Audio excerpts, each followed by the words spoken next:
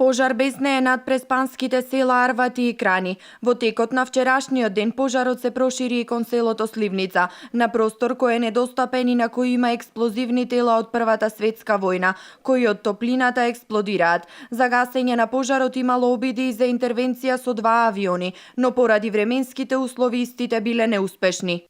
Се работи за шумски пожар во атарот на селата Крани, Арвати и Сливница. Започнат е во 11 часот и 40 минути на ден 13.12.2015 година. Опожарена е сува трева, дабова и букова шума во површина од околу моментално со податоци до 250 хектари.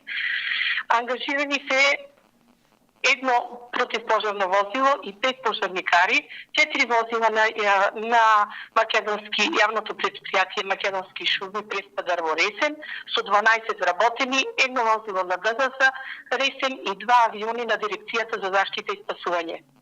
Поради неповолни временски услови, 2 авиони на ДЗС не беа во можност да действуваат и вратени се во базата, како на ден 15, така и денес.